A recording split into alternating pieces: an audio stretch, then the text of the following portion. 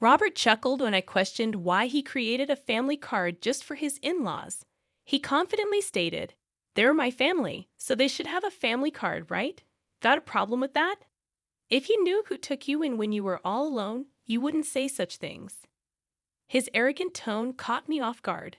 I wondered if he was always like this. He added, "If you're grateful, do more for my family, and then I'll acknowledge you as part of the family.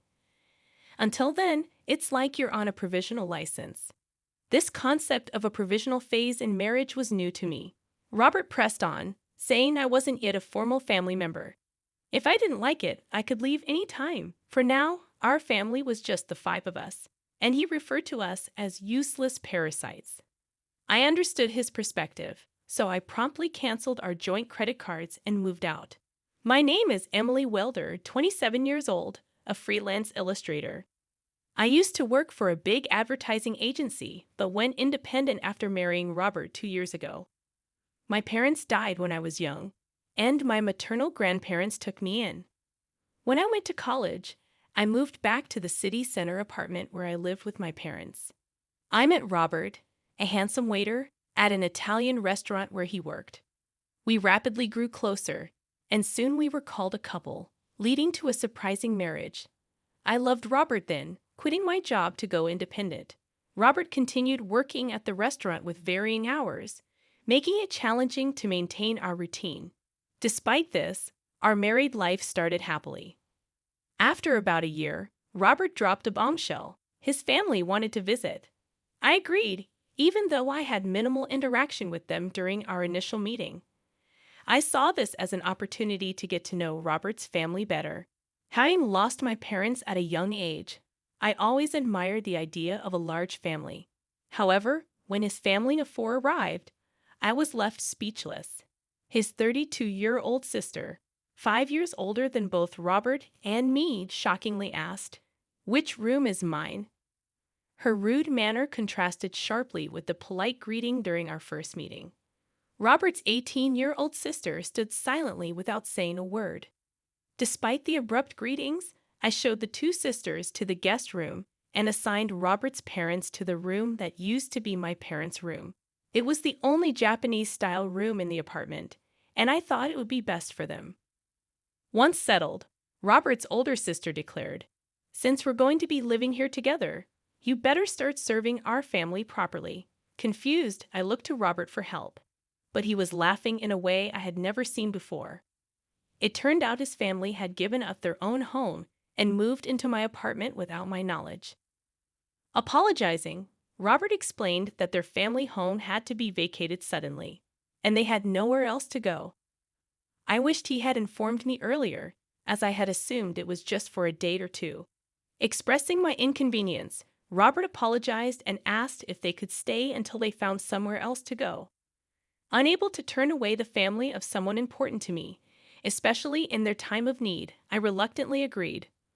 Reluctantly, I agreed to let Robert's family stay with the condition that they find a new place as soon as possible. However, I would come to regret this decision.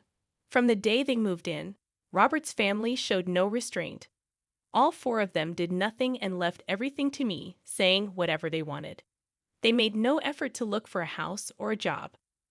When I asked about their jobs, I got another surprise. Robert's older sister had quit her part-time job at a supermarket. Despite her age, she revealed she hadn't had a steady job since high school. Robert's parents had also quit their part-time jobs before coming here, and his younger sister was unemployed, lying about being a student. When I questioned why they weren't working, Robert's sister shockingly said, "Why should I work when I've become part of a wealthy family?" She claimed I had received a big settlement and insurance money from my parents' accident, and since I didn't have a mortgage on the apartment, I could live without working. I protested to Robert, but he defended his family, claiming they needed time to rest. The tyranny of Robert's family worsened. They treated me like a servant at home and demanded money when going out. I reluctantly gave them some money, which they claimed to have spent without finding a job. If I confronted them, they would accuse me of lying without proof. Robert assured me he would talk to them, but as time went on, It seemed like saying anything was pointless. However, the frequency of their requests for money gradually decreased, perhaps because Robert addressed the issue. It seemed to resolve itself, but the money I had given them was never returned. After about 3 months of living this way, I noticed something alarming. Why was the credit card bill so high? Could it be unauthorized use? Upon checking the statement, all the charges were made with family credit cards, covering purchases from food and drinks to books, games, and expensive brand bags and clothes. Each item was labeled with a number from 1 to 5, indicating that 5 family credit cards had been issued. Currently, these credit cards were in my name, with Robert using the family cards. He had mentioned that it would be more convenient to consolidate payments and asked if he could leave it to me to manage them. However, it appeared these family cards had been issued without my knowledge. Robert's family stopped asking for money because they could now make credit card payments and cash withdrawals. When I confronted Robert about why he made family cards for his in-laws without consulting me, he laughed and said, "Well, you complain when they say they have no money. What choice do I have? Besides, you know who took you in when you were all alone, right? Can you really say such things to the important family of your benefactor?" His arrogant tone stunned me into silence. I wondered if Robert was always like this. He added, "If you're grateful, you should serve my family more. Then I'll acknowledge you as family too. Until then, consider it like you're on a provisional license."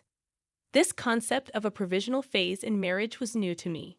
Noticing my silence, Robert pressed further, stating that I wasn't yet an official family member.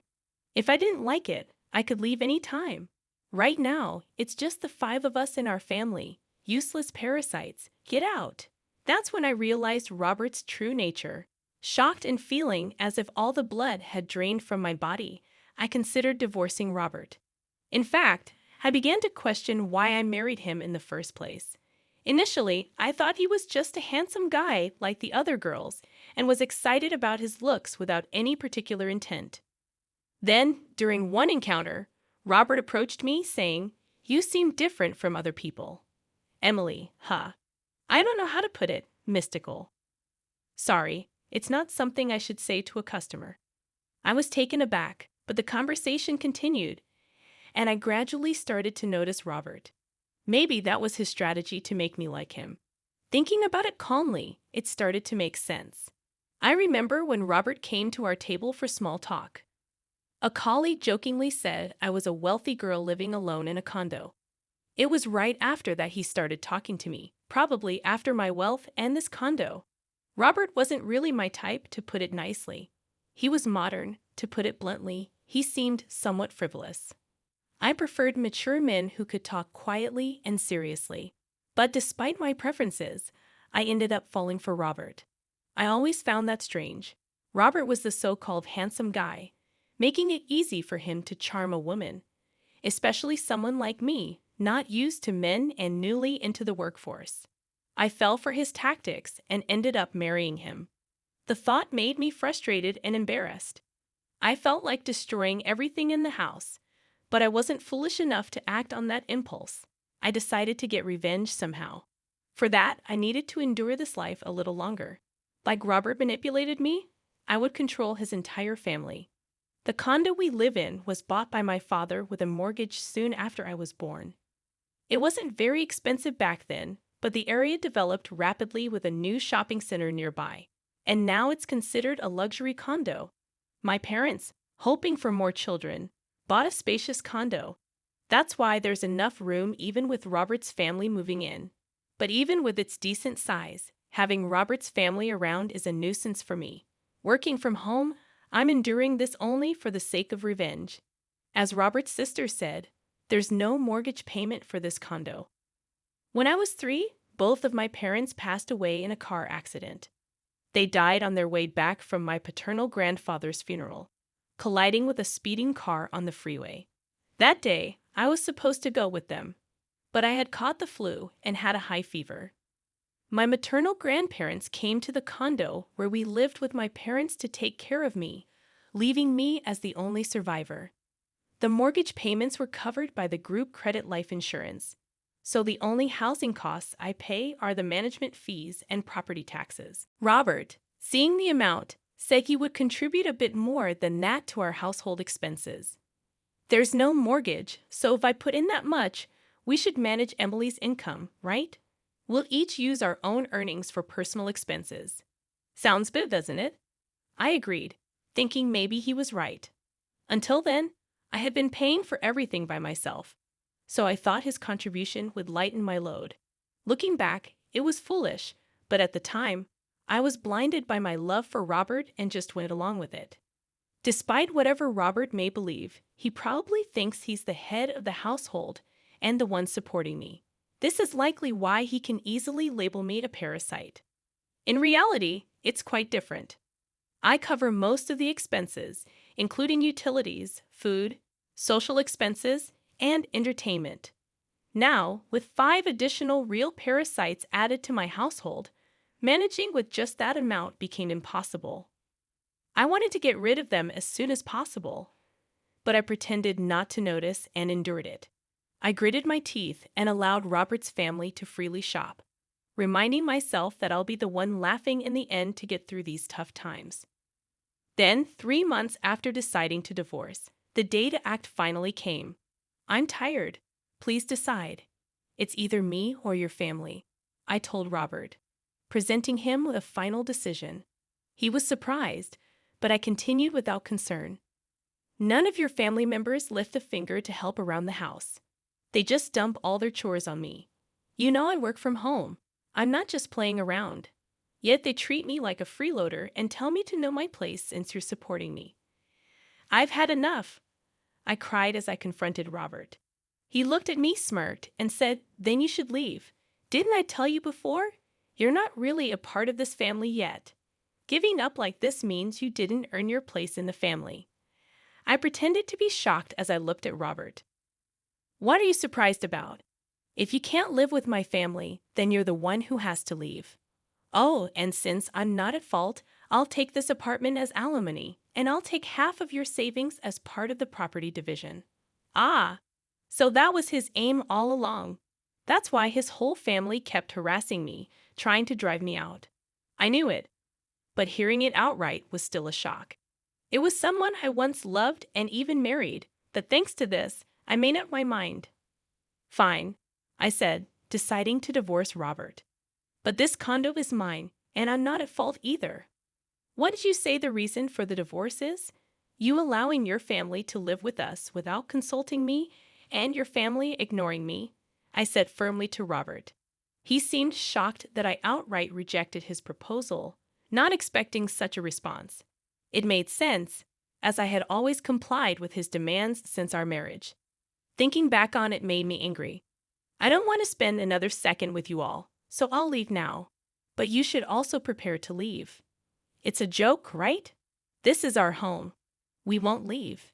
Ever heard of residential rights? You can't just force people out who live here, Robert shouted. Ignoring his ranting, I left the house and went to my grandparents' place. I explained everything and asked if I could stay until things were settled. My grandparents were shocked to learn what I had gone through and scolded me for not consulting them earlier.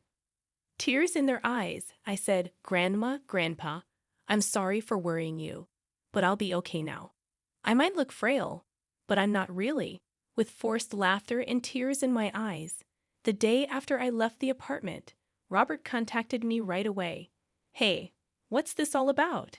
What are you referring to, the certified mail? I was impressed by the quick work.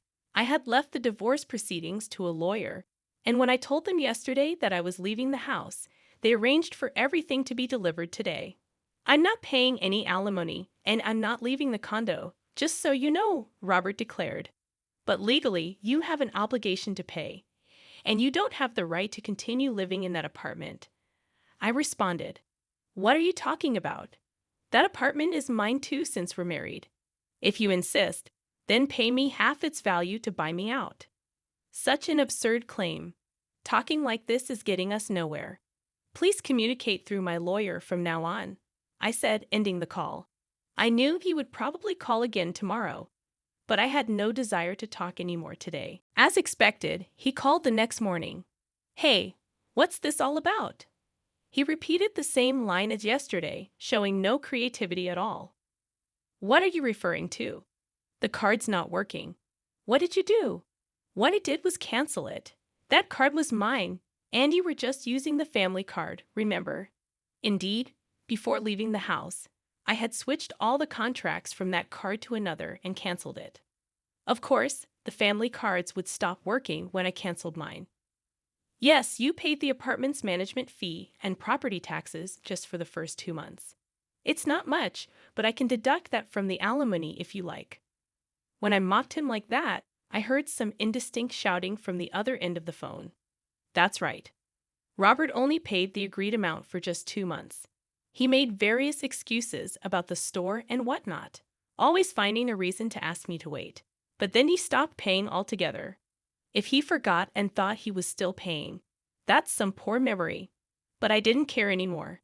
He's someone I'm cutting ties with. His memory doesn't matter to me. That's the situation, so please pay your half of the living expenses I've been covering. I've kept a detailed household ledger, which I'll submit as evidence. Then divide the savings properly. It's marital property, he demanded. Yes, I understand. Let's split it accordingly.